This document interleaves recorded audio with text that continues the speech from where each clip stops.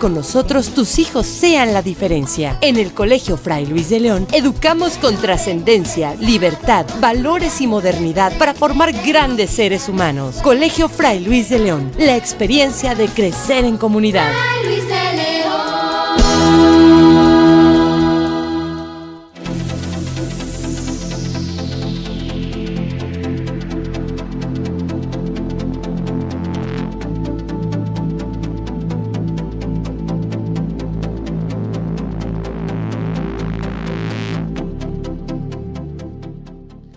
Saludos, buenas tardes, aquí en Valores de Acero, transmitiendo desde el Centro de Espiritualidad Agustino Recoleta, junto al Fray Luis de León, en la calle Pino Suárez.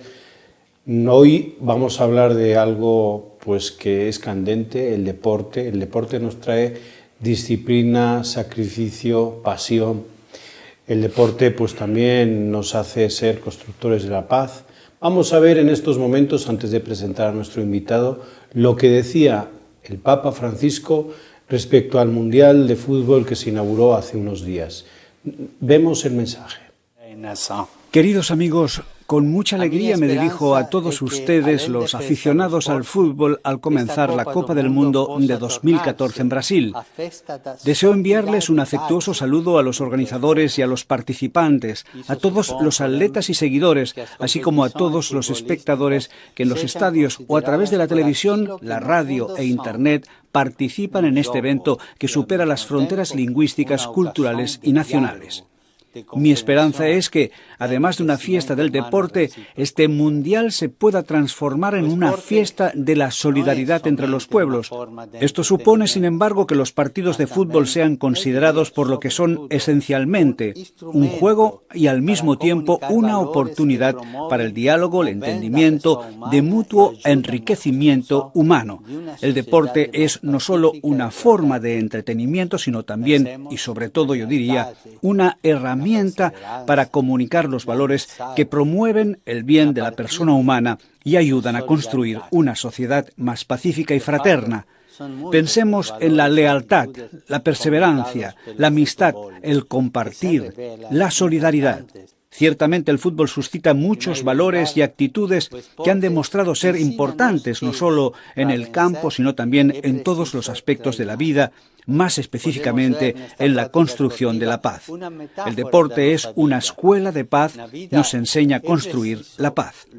En este sentido, me gustaría destacar 3 lecciones de la práctica deportiva, 3 actitudes esenciales a favor de la causa de la paz: la necesidad de entrenarse, el juego limpio y el respeto entre los adversarios. En primer lugar, el deporte nos enseña que para ganar hay que entrenarse. Podemos ver en esta práctica deportiva una metáfora de la vida. En la vida hay que luchar, entrenarse, esforzarse para lograr resultados significativos. El espíritu deportivo nos remite de esta manera una imagen de los sacrificios necesarios para crecer en las virtudes que construyen el carácter de una persona. Si para mejorar a una persona es necesario un entrenamiento intenso y continuo, un mayor compromiso deberá ser invertido para llegar al diálogo y a la paz entre los individuos y los pueblos mejores. Es necesario entrenarse mucho. El fútbol puede y debe ser una escuela para la formación de una cultura del encuentro que conduzca a la armonía y a la paz entre los pueblos. Y aquí nos ayudará una segunda lección deportiva. Aprendamos lo que el juego limpio en el fútbol nos puede enseñar. Para jugar en equipo hay que pensar en primer lugar en el bien del grupo, no para sí mismos. Para ganar hay que superar el individualismo, el egoísmo, todas las formas de racismo, de intolerancia y de instrumentalización de la persona humana. Por tanto, ser individualistas en el fútbol es un obstáculo para el éxito del equipo. Pero si somos individualistas en la vida, ignorando a las personas que nos rodean, sale perjudicada toda la sociedad. La última lección útil que nos da el deporte para la consecución de la paz es el deber de respetar al adversario. El secreto de la victoria sobre el campo y también en la vida está en saber respetar al compañero de equipo, así como también al adversario. Nadie gana solo, ni en el campo ni en la vida. Que nadie quede aislado o se sienta excluido. Y si bien es cierto que al final de esta Copa del Mundo. Solo un equipo nacional va a levantar la copa como ganador, aprendiendo las lecciones que nos enseña el deporte. Todos seremos ganadores, fortaleciendo los lazos que nos unen. Queridos amigos, gracias por la oportunidad de haber podido dirigir estas palabras a ustedes. En particular, agradezco a Su Excelencia la Presidenta de Brasil, señora Dilma Rousseff, a quien saludo. Y les aseguro mis oraciones para que las bendiciones celestiales abunden sobre todos ustedes. Que esta Copa del Mundo pueda celebrarse con toda serenidad y tranquilidad, siempre desde el respeto mutuo, la solidaridad y la fraternidad entre los hombres y las mujeres que se identifican como miembros de una sola familia. Gracias. Miembros de una única familia. Muy obrigado. Con este mensaje del Papa Francisco que nos invita a unirnos, a ser constructores de paz, a llevar el deporte más allá de lo que puede ser algo de interés económico, sino más bien de unión de pueblos, unión de corazones. Hoy vamos a hablar del deporte con un licenciado en Educación Física y Ciencias del Deporte de la Universidad Autónoma de Querétaro, Osvaldo Trejo Bernal. Bienvenido. Gracias, buenas tardes. Bienvenido, Osvaldo. Osvaldo, el deporte, además de sacrificio, pasión, disciplina, ¿qué es lo que hace en un muchacho, por ejemplo, de preescolar, a los que tú das clase? Bueno, el deporte, como usted dice, bueno, además de todo eso, en un niño lo hace que se ilusione. El niño en el deporte lo que más lo desenvuelve es el juego. Entonces, sale un poquito del contexto de lo que es la actividad escolar, la actividad en casa, y en el juego, en el deporte, el niño digamos que saca todas sus habilidades, sus cualidades, sus virtudes, y bueno, es el entorno que yo creo que de los que más le agrada, ¿no? En donde más quiere estar y lo que más disfruta practicar. Ya que estamos con el deporte en la escuela, vamos un momento a ver este fenómeno que ha ocurrido desde hace unos años. Unos jóvenes que hacían deporte, que estaban en pura competición, a unos jóvenes que ahora son sedentarios. A ver, ¿cómo un profesor de educación física puede dejar a los jóvenes les puede dejar de ser sedentarios, ¿no? Que dejen de ser sedentarios para que vuelvan la actividad física dentro de su rutina, dentro de su disciplina de todos los días? ¿Cómo puede esto hacer un profesor? Claro, pues yo creo que gran parte del trabajo con los niños depende de nosotros como formadores. Tenemos que ser muy motivantes en lo que realizamos con ellos. El niño tiene que creer en lo que nosotros le decimos, tiene que creer que todo lo que le pedimos es por su bien, por su salud. Regularmente un niño cuando deja de hacer actividad es porque pierde la motivación. A lo mejor le está provocando algún cansancio, alguna situación que a él simplemente le incomoda. Entonces, nosotros como formadores tenemos que ser muy, muy motivantes en el sentido de que el niño tiene que disfrutar lo que hace. Cuando nosotros no le transmitimos eso al niño y el niño deja de disfrutar, lo deja de hacer. Entonces, tenemos que encontrar la herramienta para que el niño crea en lo que le estamos pidiendo y que lo que hace se divierta y de verdad que lo haga de la mejor manera. Yo creo que ese es el punto principal para que el niño siga el camino que viene haciendo, ¿no? Y el sedentarismo es eso. Tenemos que estar peleando ahorita contra las tecnologías de repente porque el niño ya no quiere salir a jugar. Ahora quiere estar en casa con el videojuego, con las películas, y es una vida más cómoda. Estamos llevando al niño a una zona de confort de donde ya no se quiere salir. Entonces van perdiendo el gusto por la actividad, pero mucho depende de nosotros como formadores que motivemos al niño para que él no deje de hacer actividad o deje de hacer juego y que siga siendo un niño activo. Tú que estás muy metido en todas las ligas, entre colegios y todo esto, la educación pública mexicana, la educación pública latinoamericana, ¿favorece el deporte en la escuela? Yo creo que sí, de alguna manera sí lo favorece, pero creo que en momentos no llega a ser suficiente el tiempo que como programa de educación necesita el niño para poderse desempeñar. Tal vez en una escuela particular se le dedica un poco más de tiempo a todo este tipo de actividades, porque no solo es el horario académico, sino el horario todavía por las tardes.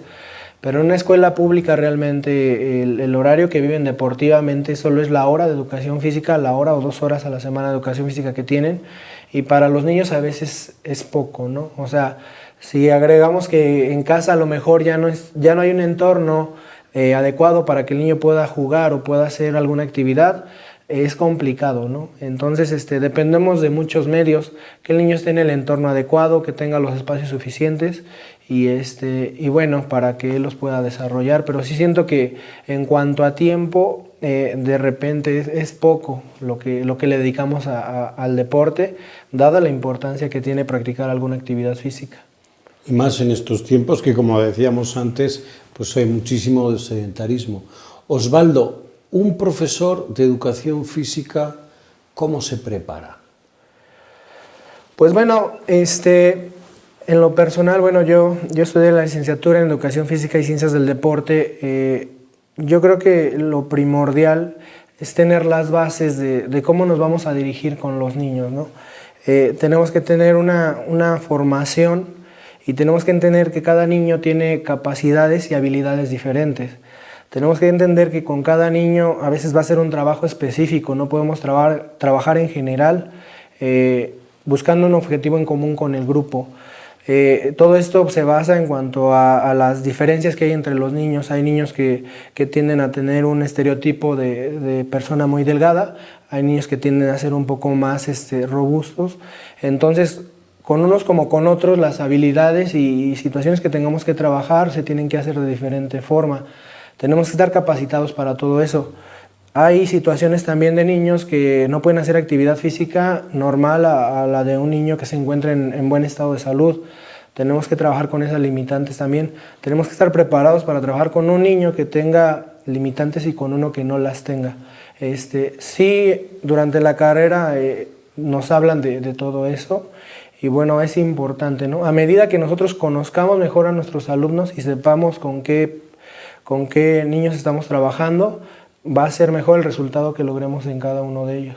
Y Osvaldo, ¿se da el bullying en la educación física? Tú como profesor has detectado un menosprecio, que los mismos compañeros han minusvalorado a otro porque no ha metido el gol, porque está, como dices tú, porque es flaco y débil o porque es robusto y no puede con la pelota. ¿Se da también este fenómeno en el deporte escolar? Sí, yo creo que ahorita es un tema que ha abarcado gran parte de la comunidad escolar. Claro que en el deporte se da regularmente los niños que tienden a caer en una situación de bullying, pues son los niños con menos habilidades. A lo mejor es el niño que menos anota canastas, el niño que menos mete goles, o el niño que entra de cambio. Claro que se da. Aquí lo más importante es que uno, como parte de formación de un grupo, pues trabaje en todo eso, ¿no? O sea, no podemos trabajar solamente en un objetivo, en un resultado como tal, cuando entre el grupo están pasando este tipo de situaciones. Sí se da ese tipo de situación. Y bueno, aquí lo más importante es prevenirlo. Si tú desde un inicio le dejas bien en claro al grupo el objetivo y los principales propósitos a los que quieres llegar, se controla un poco, pero sí se da. Como le digo, son regularmente los niños con menos habilidad, menos capacidad física, son los que tienden a sufrir este tipo de situaciones. Muy bien. Pues vamos a ir, porque me están comentando del otro lado que ya está preparado Eloy Saavedra con las 5 noticias más importantes que hay en la Iglesia Católica. Ya está preparado, pues lo tenemos listo. Vamos con Eloy y en un momento regresamos.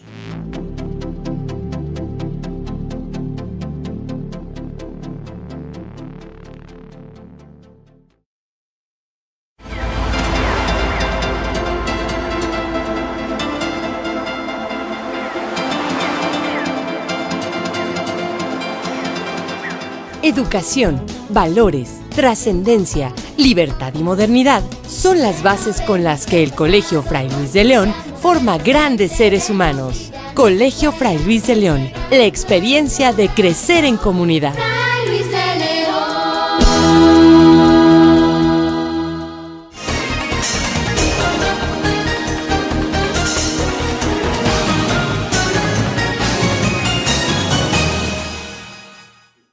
Bienvenidos a su noticiero Las 5 del Hoy. Yo soy Eloy Saavedra y vamos con la información más relevante del mundo de la fe católica.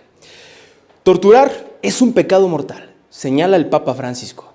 El Papa recordó que el 26 de julio se celebrará el Día de las Naciones Unidas por las víctimas de la tortura y aseguró que torturar a las personas es un pecado mortal. Un pecado muy grave, exclamó el Santo Padre. En esta circunstancia, el Papa reiteró la firme condena de cada forma de tortura e invitó a los cristianos a comprometerse para cooperar a su abolición y apoyar a las víctimas y a sus familias. Y siguiendo con la información, el Papa Francisco exhorta a no ceder a la legalización de las drogas. La droga es un mal y ante el mal no se puede ceder ni tener compromisos, expresó el Papa Francisco en la Junta de Preparación de la 31ª Conferencia Internacional contra el Narcotráfico, reunida en Roma, Italia, donde reiteró su llamado a decir no a cualquier tipo de droga y aseguró a los drogadictos que la Iglesia no los abandona. El Papa hizo este llamado en medio del debate internacional en el que algunos gobiernos y legisladores afirman que legalizar las drogas permitirá combatir el narcotráfico. Debemos amar a los que no nos aman y oponernos al mal con el bien, alienta el Papa Francisco. El Papa Francisco alentó a los miles de fieles y peregrinos que colmaron la plaza de San Pedro a amar incluso a aquellos que no nos aman y oponernos al mal con el bien y el perdón. El domingo pasado se celebró el Corpus Domini o Corpus Christi. La comunidad eclesial se reunió en torno a la Eucaristía para adorar el tesoro más precioso que Jesús le ha dejado. El Papa Francisco dijo que Jesús señala que no vino a este mundo para dar algo, sino para darse a sí mismo, para dar su vida como alimento para los que tienen fe en Él. Añadió que en esta comunión con el Señor nos compromete a nosotros, sus discípulos, a imitarlo. Y en noticias de la Orden Agustinos Recoletos, la ayuda solidaria sigue llegando a Filipinas a través de los Agustinos Recoletos. Tras los daños causados por el tifón Yolanda en mayo, la organización heartanonymous.org ha repartido su solidaridad para la isla de Mambacayao al entregar útiles escolares a los niños, 10 viviendas, 3 barcos de pesca y computadoras para la comunidad escolar de las Agustinas Recoletas en Alangalan, Leyte, Filipinas. La organización Heart Anonymous, junto al Fray Fidel Hernández y Fray Ulises Feliciano, pertenecientes a la Orden de Agustinos Recoletos de la provincia de San Agustín, han visitado la isla de Mambacayao de la costa de Tañón Estrecho para distribuir material escolar entre los más pequeños. Y finalizando con la información, Paguiní celebra su semana misionera con el lema "Es bueno quedarse aquí". Esta parroquia, situada en la prelatura de Lábrea, en la selva amazónica brasileña, celebró en junio la Semana Misionera volcada especialmente a evangelizar a los jóvenes. La Semana Misionera de la Parroquia de San Agustín de la Prelatura de Lábrea, en Paguiní, Amazonas, Brasil, se celebró bajo el lema "Es bueno quedarnos aquí", en la que se organizaron varias actividades como oración, formación, visitas familiares, liturgias y una noche cultural. Alrededor de 120 jóvenes participaron en estas actividades. Hasta aquí la información más relevante del mundo de la fe católica. Queda usted muy bien informado. Recuerde mandarnos sus comentarios y escribirnos a nuestro correo las5noticias@cartn.com. Yo soy Eloy Saavedra. Bonito inicio de semana. No se despegue de esta hermosa programación de Visión 10 porque regresamos con el Padre Javier a Valores de Acero.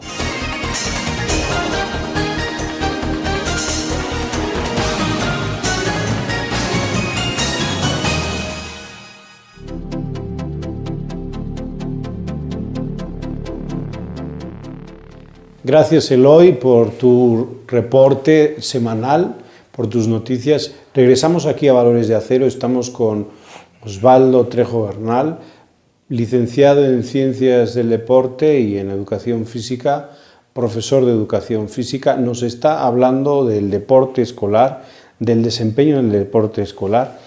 Hemos hablado de este fenómeno que también se da dentro del campo de fútbol o de básquet, en el campo deportivo, que es el bullying, Y ahora yo le preguntaría a Osvaldo, ¿puedes explicar a todo aquel que nos está viendo qué es el fair play? Fair play. El fair play, bueno, pues es el juego limpio, ¿no? Nosotros en lo personal tratamos de que todo lo que el niño realiza se lleve siempre ese mensaje. Creo que lo vivimos a nivel profesional en lo que vemos, pero muy pocas veces, a veces lo practicamos a la hora de nosotros estar frente a algún grupo. Entonces yo creo que es algo que debe de prevalecer, o sea, es algo esencial, debe ser como el espíritu de cualquier deportista, de cualquier equipo o conjunto de personas que se dediquen a hacer alguna actividad física, porque en el fair play el deporte lo llevamos a otro contexto, ¿no? Nos salimos un poco de lo que es la competencia como tal y llevamos a cabo situaciones más de vivir en valores el deporte. En el fair play te olvidas a lo mejor de que el objetivo no es ganar el juego, no es ganar un campeonato, no es ganar un torneo a costa de situaciones que como equipo, como grupo no te van a dejar, ahora sí que valores, ¿no? Entonces el fair play yo creo que no solo en el fútbol, sino en todos los deportes, tiene que prevalecer, es algo muy importante con lo cual debemos de trabajar en nuestros alumnos, en nuestros niños. Osvaldo, a ver, hay una cosa que yo creo que también están ahí nuestros oyentes, nuestros televidentes y que comparten Valores de Acero a través de Visión 10 y YouTube. Bueno, pues todos ellos dirán, bueno, y deporte en un programa religioso, ¿se puede enlazar el deporte con Dios? Sí, desde luego, inclusive hablábamos del mensaje que daba el Papa ahorita acerca con el Mundial, que Dios nos pide que nos unamos a su equipo, ¿no? Yo, en lo personal, cuando empecé a vivir esa parte de lo que es Dios en los niños, en los equipos, me empecé a alimentar de muchas cosas. Entendemos que no es llegar con los niños y nada más mencionar lo que queremos lograr, el objetivo del partido, de la meta, de la carrera. Entendemos que cuando a los niños les pedimos que tengamos un momento de oración para uno mismo y un momento de oración con Dios, te das cuenta de muchas cosas que de repente dejas de lado el deporte y te centras en que el niño a lo mejor ahorita está atravesando una situación más fuerte, pero que el deporte la está llevando a salir adelante. En una oración de niños de 4 o 5 años escuchas y empiezas a pedir, pues ellos empiezan a pedir por personas que a lo mejor están enfermas, por el bien del maestro, que por el bien de la maestra, que por la salud de mi abuelita. Entonces, son cosas que deportivamente a lo mejor a nivel profesional uno no ve tanto. Ve hasta que pues uno logra ser testigo de algún logro de algún equipo, algún deportista, y en el detrás de cámaras se da uno cuenta de todo eso. Pero cuando lo vives a nivel escolar con los niños, de verdad que es algo que te nutre mucho. A veces es como te digo, puedes estar compitiendo un torneo y te disputas en una final el trabajo de 6 meses, pero detrás de eso tienes a 2, 3 niños que están atravesando situaciones en donde ellos le dan más importancia y que a través del deporte dicen, a través de ti te voy a demostrar, papá, mamá, que aquí estoy y que por ti lucho, que por ti me esfuerzo, y todos esos son mensajes que vienen desde la palabra de Dios, ¿no? O sea, tú te das cuenta cuando un niño está cerca de Dios por cómo te pide y por cómo realiza las cosas. Es decir, que Dios, además de ayudarnos a trascender, nos ayuda a superarnos, podemos decirlo así, como un gran titular. Sí, yo creo que todos vemos a Dios como un ejemplo de vida, ¿no? Y lo mismo lo hacemos en la vida cotidiana, en el trabajo, como los niños lo hacen en lo que a ellos les gusta. La mayor parte de lo que realizan los niños pues es el juego, ¿no? Estar jugando, y es lo que más les llama. Entonces ellos en el juego transmiten todo eso, o sea, todos sus sentimientos, todas sus emociones, pero lógicamente pues van de la mano de lo que ellos escuchan. Y si ellos tienen cerca a Dios, se refleja. O sea, son niños que los ves jugar y se transforman, ¿no? O sea, van creciendo con valores que tú dices, esto solo lo aprendió cerca de Dios, y conoces a la familia y es lo mismo, ¿no? Entonces, claro que es muy importante. Dentro del campo de juego, sea cual sea, en un campo deportivo, tenemos los jugadores, tenemos los entrenadores, el famoso árbitro, el tan castigado árbitro, porque nunca va a estar de acuerdo la gente con él, y tenemos también a los papás, los espectadores. ¿Se puede ahí, eso del espectador, esos papás, cómo podemos controlar esa violencia, esa pasividad, esa indiferencia? Porque hay de todo. Hay gente que no va a visitar a los chavales a verles jugar, ¿no? Y hay otros que sí, y hay otros que se meten en el juego. ¿Cómo puede un profesor, un entrenador controlar que, bueno, ustedes son espectadores, los chavales son los que juegan y somos los que tenemos que animar? Sí, la verdad que a veces uno como entrenador, la parte más complicada laboralmente es la situación de cómo sobrellevar a los papás para que ellos nos entiendan que lo más importante es que el niño se divierta y que si el niño lo está disfrutando, que ese es el punto esencial que estamos buscando en ellos. Tratamos nosotros o por lo menos es lo que se trabaja con entrenadores, de que el niño esté consciente de que el arbitraje es una situación de observación. El árbitro se puede equivocar una y mil veces y se va a equivocar para los dos lados. Los mismos profesionales se equivocan. Entonces, es algo en lo que tratamos de ser muy respetuosos y tratamos de tener mucho control en eso. Con el arbitraje realmente no nos podemos meter de lleno. Y con los papás es una situación igual. Ellos se involucran muchas veces con el arbitraje y muchas veces con el desempeño de sus niños. Aquí yo creo que el error más grande como padres es que no podemos tratar de hacer en nuestros hijos lo que a lo mejor nosotros no pudimos hacer cuando niños. Lo veo porque principalmente los papás que más están sobre el niño gritándole o dirigiéndolo son los niños que menos disfrutan lo que están haciendo. El niño está más preocupado por ver qué le va a decir el papá, por el regaño que viene al final, que por disfrutar su momento. En la cancha con los niños trabajamos que el momento que el niño tiene su juego, su partido, es únicamente de él, que se tiene que olvidar de lo que hay fuera de la cancha, que se tiene que olvidar a veces de lo que uno mismo les está pidiendo y que es un momento que ellos han esperado, que es como un momento sagrado y que lo tienen que disfrutar. Que en el momento que no lo disfrutan, pues ya no estamos consiguiendo el objetivo, que es lo más importante, jugar por diversión y por sano esparcimiento. Y con los papás sí nos cuesta un poquito más trabajo que ellos entiendan eso, y tratamos de acercarnos con ellos. Y lo más importante aquí es que el papá tiene que entender que está para ayudar, apoyar al niño, y cuando el niño a lo mejor ha caído, pues que él lo va a levantar. Pero no está para estarle recriminando sus errores, sus fallas, y que tampoco va a jugar como él quiere. O sea, el niño tiene que disfrutar y el papá lo tiene que dejar, porque a fin de cuentas el niño solo es niño una vez y no lo vuelve a hacer nunca, ¿no? El deporte nos da autonomía, el deporte nos da trascendencia, nos da disciplina, sacrificio. Todo esto nos lo ha contado Osvaldo Trejo hoy aquí en Valores de Acero, profesor del Colegio Fray Luis de León. Osvaldo, muchísimas gracias por compartir este momento.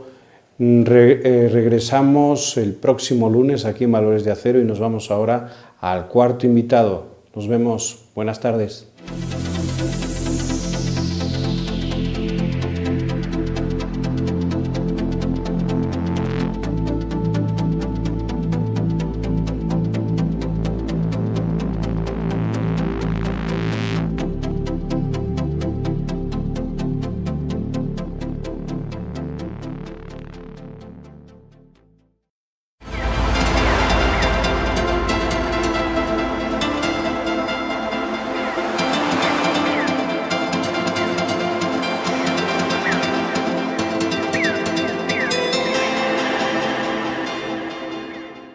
que con nosotros tus hijos sean la diferencia. En el Colegio Fray Luis de León educamos con trascendencia, libertad, valores y modernidad para formar grandes seres humanos. Colegio Fray Luis de León, la experiencia de crecer en comunidad. Fray Luis de León.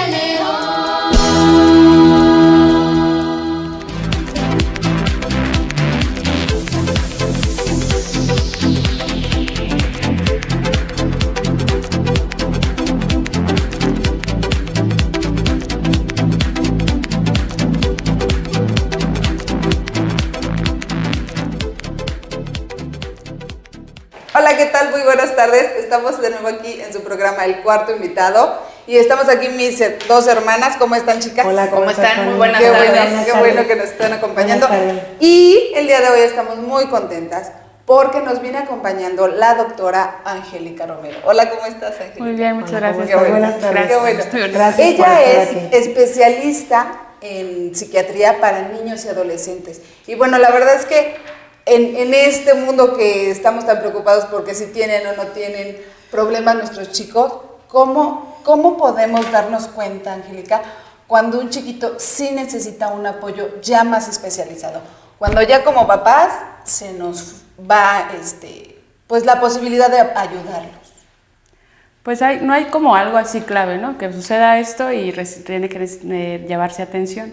Pero hay como, por ejemplo, cualquier cambio de conducta brusco. Si era un niño que antes socializaba y que de repente se empieza a aislar, o por ejemplo, que tenía ya una etapa de desarrollo alcanzada, no sé, por ejemplo, que controlaba esfínteres y de repente se empieza a hacer pipí. Regresa o sea, cualquier situación como regresiva en el desarrollo, o sea, cosas que ya había alcanzado y que de repente empiece a dejar de hacer, o incluso cambios de conducta como bruscos, que esté constantemente irritable, agresivo. Angélica, y en ese sentido, cuando hacen un diagnóstico, ¿siguen alguna guía clínica, ¿no? Como para poder especificar concretamente y hacer un buen diagnóstico? No es como tan psicológico el asunto, ¿no? Como que hay que hacer toda una exploración también física y multifactorial. ¿Nos podrías decir sí, es que, cómo? Pues la gran mayoría de todos los padecimientos psiquiátricos tienen como una base sí biológica, pero también pues tenemos que considerar el entorno del niño, ¿no? O sea, el ambiente familiar.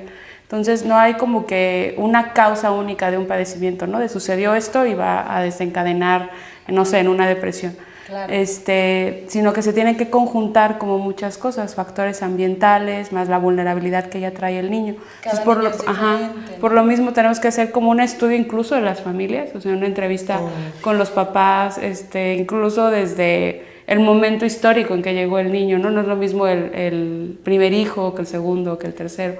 Entonces, una historia detallada de incluso de cómo se conocieron los papás, si fue un niño esperado, o sea, es una valoración muy detallada, ¿no? Angélica, platícanos un poquito para nuestro público que nos está viendo, que de repente ir al psiquiatra es así como hasta, yo creo que ahorita te están viendo y dices, ay, qué joven, qué bonita, igual con ella sí llevaría a mis hijos porque se ve muy agradable, no me da miedo. Es que, ¿cómo fue para ti el estudiar esta especialidad? El por qué psiquiatría infantil, qué es lo que tú quieres resolver en los niños y en los adolescentes. Una pregunta, hermana, una pregunta. ¿Qué es para ti ser psiquiatra especialista en niños y qué quieres resolver en ellos? Pues no entré así como con la idea de voy a ser psiquiatra de niños, ¿no?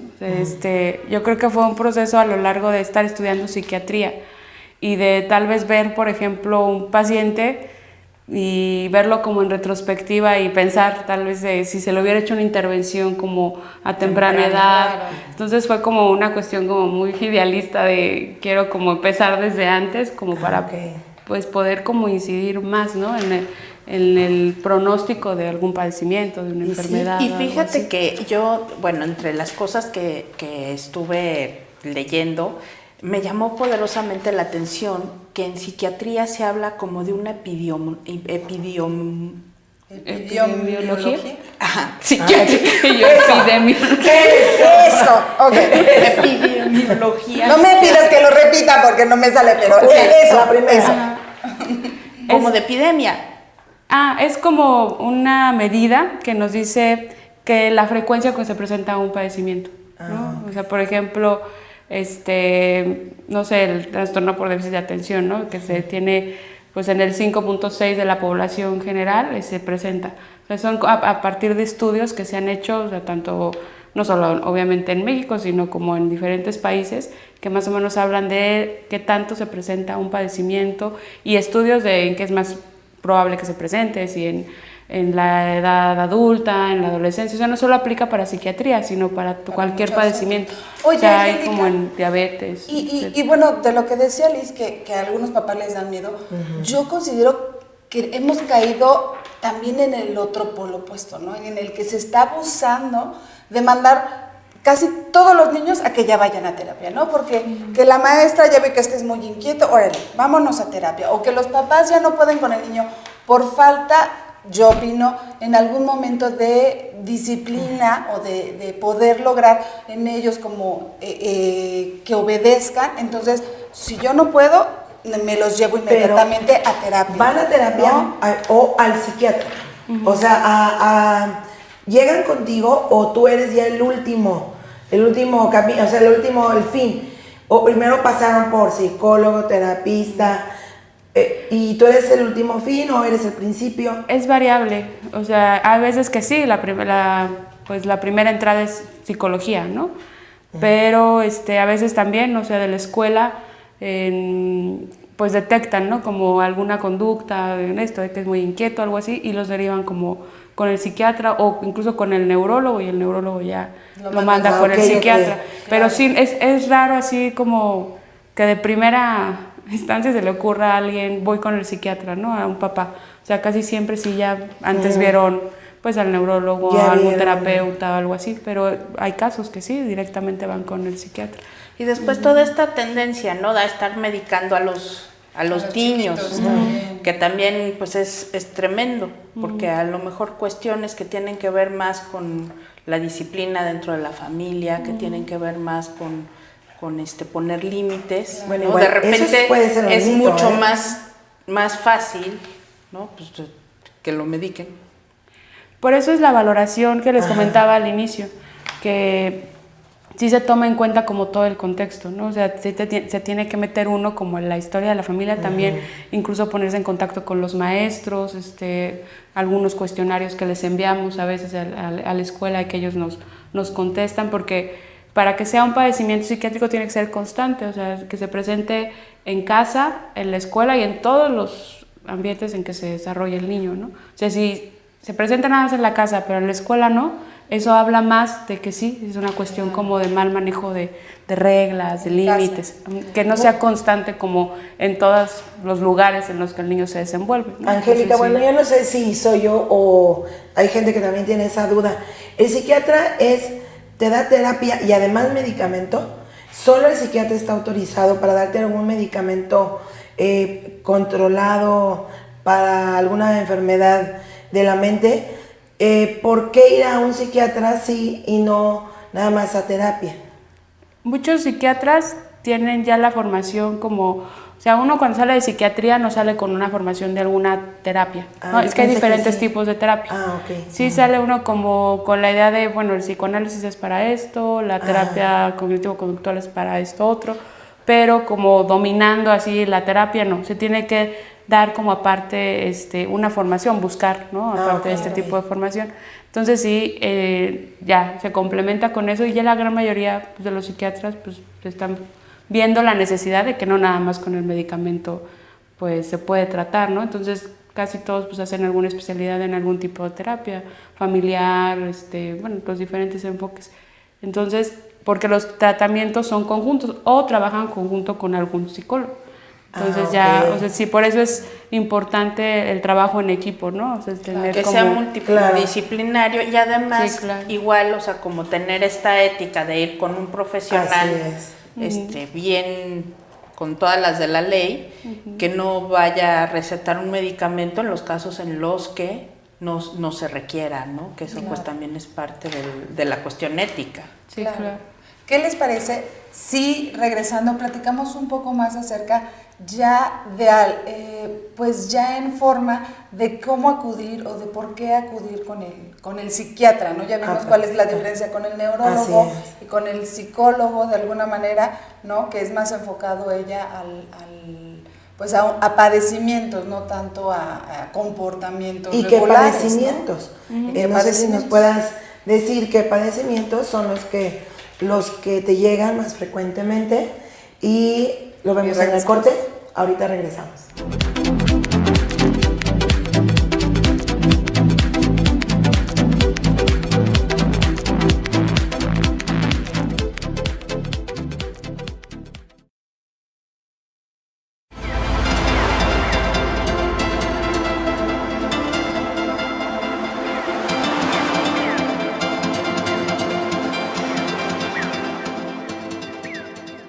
Educación, valores, trascendencia, libertad y modernidad son las bases con las que el Colegio Fray Luis de León forma grandes seres humanos. Colegio Fray Luis de León, la experiencia de crecer en comunidad. Fray Luis de León.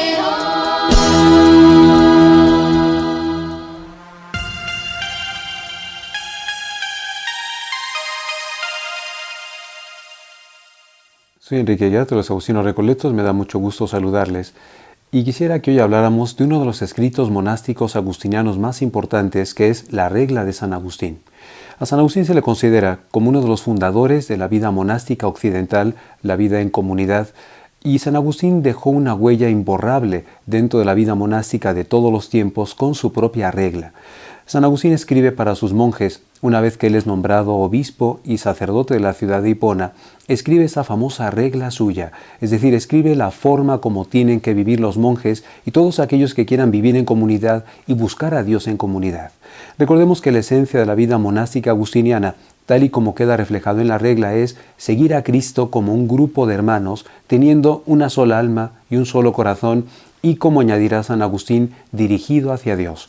Este texto de los Hechos de los Apóstoles 4:32, donde se presenta cómo vivía la primitiva comunidad de Jerusalén, será para San Agustín el ideal de toda comunidad religiosa, donde todo se tenga en común, donde se ore en común, donde se compartan las cosas de todos los días, pero sobre todo, donde existe entre los hermanos y las hermanas un solo corazón, una sola alma orientada hacia Dios. San Agustín invita a todos aquellos que quieren vivir en comunidad a que tengan una misma forma de pensar. Por eso se refiere el alma. El alma agustiniana hace referencia precisamente al pensamiento, a las ideas que deben tener aquellos que viven en comunidad. Y un solo corazón, un solo afecto y un solo amor que les debe orientar hacia Dios. Por eso para San Agustín todos los demás elementos en la comunidad coadyuvan para que los propios hermanos puedan vivir unidos en esa búsqueda de Dios. La pobreza, la castidad, la obediencia, son herramientas que San Agustín presenta dentro de su regla para poder alcanzar esta meta, que es la meta de estar unidos en el amor de Dios, en el servicio de la Iglesia. Ciertamente esta regla agustiniana es una regla muy humana, donde San Agustín conoce y marca excepciones a la norma que va marcando la vida de la comunidad en nombre de la caridad. A diferencia de otras normas y de otras reglas monásticas, donde se establecen principios igualitarios para todos, San Agustín, desde la caridad y desde una gran humanidad que él tiene, se da cuenta de que no somos todos iguales dentro de la comunidad, que puede haber personas de una mayor edad o de una menor fortaleza en la comunidad y que no se puede aplicar una misma norma para todos aquellos que viven en comunidad y que en nombre de la caridad se pueden hacer excepciones. San Agustín, por lo tanto, nos invitará a los que vivimos en comunidad a seguir este ideal, tener una sola alma y un solo corazón, pero sin olvidar que lo que debe marcar la vida de una comunidad es siempre el amor y la caridad hacia Dios, no la competencia, no la búsqueda del poder, no la búsqueda de los primeros sitios, sino ante todo el servicio y el amor. Finalmente, San Agustín, dentro de su regla, da una gran importancia a la oración. Es consciente San Agustín que la oración es lo que impulsa a cada religioso a renovar esa vida que tiene con Dios y ese compromiso con Dios y con sus hermanos, siendo consciente que en las comunidades pueden darse roces, puede haber problemas, de aquí la importancia del perdón, la reconciliación, todo ello marcado como una parte y un fruto de la caridad que debe reinar entre los hermanos que viven en la comunidad. Soy Enrique Guerra de los Agustinos Recoletos y me ha dado mucho gusto estar con ustedes.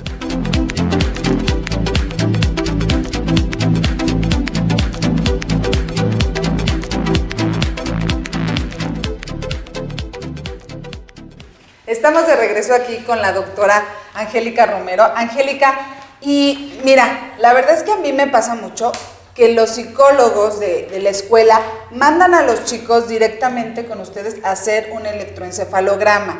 ¿Esto es realmente necesario? ¿Sirve? ¿No sirve? ¿O qué otros exámenes son necesarios para realmente diagnosticar a un chiquito? Pues el primer paso, o sea, muchas veces sí, ese es el motivo. Pasaba mucho en el hospital, ¿no? Que llegaban ni siquiera solicitando la valoración, nada más. Claro. Se envía para realizar el electroencefalograma. Sí, así llega. Siempre los mandamos. O sea, es eso, o sea, se necesita primero lo que mencionaba anteriormente, ¿no? Ver una entrevista, una valoración completa con los papás, con el niño, observando incluso al niño y entrevista con el niño. Y los demás estudios que pueda uno ya los manda como teniendo una idea de qué es lo que espera encontrar. Okay. O sea, por ejemplo, si yo ya en la entrevista veo que probablemente es un niño que tiene, o que es muy impulsivo porque sospecho que tiene una crisis epiléptica, ahí sí le estaría como indicado el electroencefalograma para ver si sí la tiene, o sea, para poder ser auxiliar a mi diagnóstico que yo ya sospeché previamente.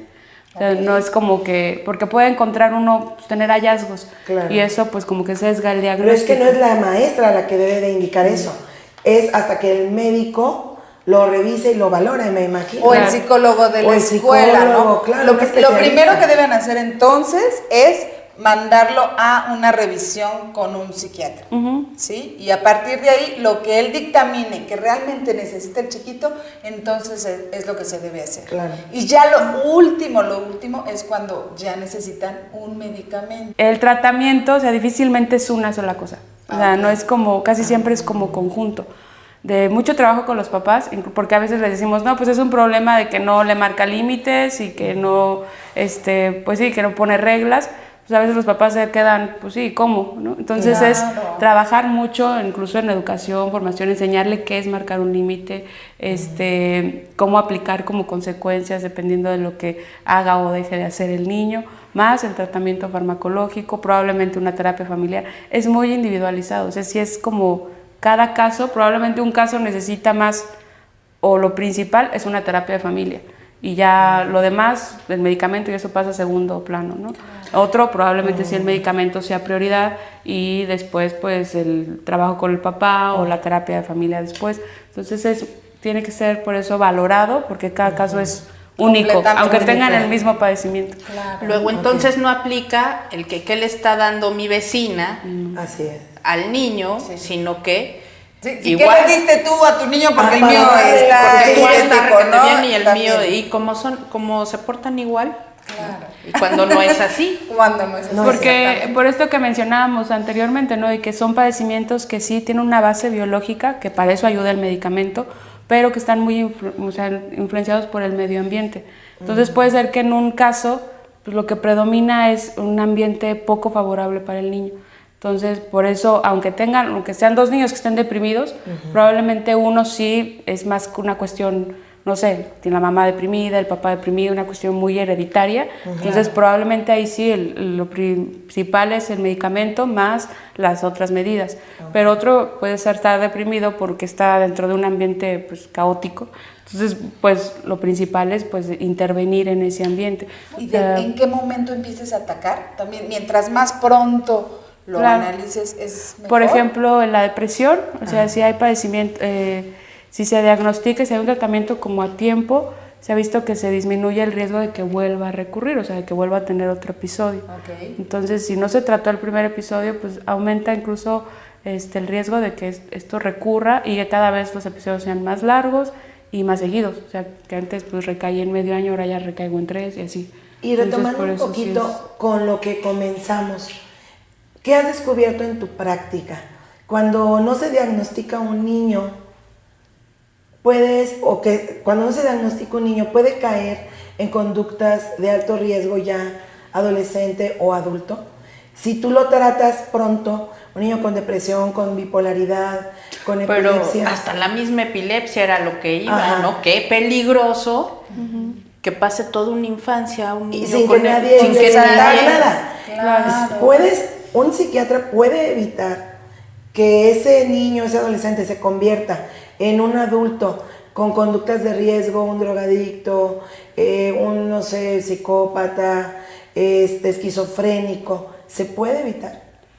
Pues ¿O se puede controlar? si se hace un diagnóstico como a tiempo y se lleva un tratamiento adecuado, sí puede haber cambios, pero también depende mucho también de la otra persona y del ambiente. Y de la o sea, yo puedo familia. darles un medicamento y Claro. decir, marcar esto, pero si no se siguen las indicaciones, sigue el mismo ambiente, pues igual y O difícilmente mi hijo mejora. no pasa nada, lo que pasa es que estaba nerviosito, no le doy el medicamento a tiempo, no le enseño hábitos desde muy pequeño a que es una condición cuidarse. como cualquier otra condición, me imagino yo, y que tiene que seguir como por librito, ¿no? De que se tiene que tomar, que tiene que estar atento además a los signos, a Sí, los claro. síntomas de lo que le va pasando, ¿no? Es toda una cuestión en la que los padres no nos podemos hacer a un lado. ¿Y qué es más difícil, tratar con niños o con adolescentes, Angélica? Con papás, yo Con creo. papá, ¿no? con los papás, ¿No? Digo, papás. sí, el problema Sí, los somos los papás. papás, ¿eh? La verdad, aquí dilo, Angélica. Dilo. Tú dilo, no decimos nombres, tú no te preocupes, no decimos nombres, pero... Desde lo personal, yo creo que también depende de cada uno, ¿no? Hay personas que se les facilita mucho el trabajo con adolescentes, otros con niños. A mí sí, lo que más me ha costado trabajo es el trabajo con papás. O sea, Claro. sí es lo más pesado, yo creo, para mí. ¿Por qué somos tan complicados los Bueno, papás? ¿qué te parece, Liz? Lo que pasa es que Ay, perdón. ya nos Nos tenemos vamos. que ir y si no, nos regaña aquí la señora productora, ¿verdad? Perdón. Entonces, cuando ustedes nos Muy vean bien. marcas, pues no se preocupen, es que ya nos tenemos que ir y no lo estamos cumpliendo. Pero tenemos otro programa. ¿Qué te parece si en el próximo programa platicamos todas esas inquietudes que tiene aquí mi hermana Liz? Que Pues siempre bueno, está muy papá, sobre inquieta. todo, Muy inquieta. no hagan diagnósticos o no se permitan ustedes se hacer el automediquen. diagnóstico. Acudan a un especialista, por favor. ¿Alguna otra Gracias. cosa, hermanas? Nada más. Gracias. Despídanse, digan Hasta adiós. luego. Gracias. Nos vemos Hasta adiós, luego. Angélica. Muchas gracias. Hasta luego.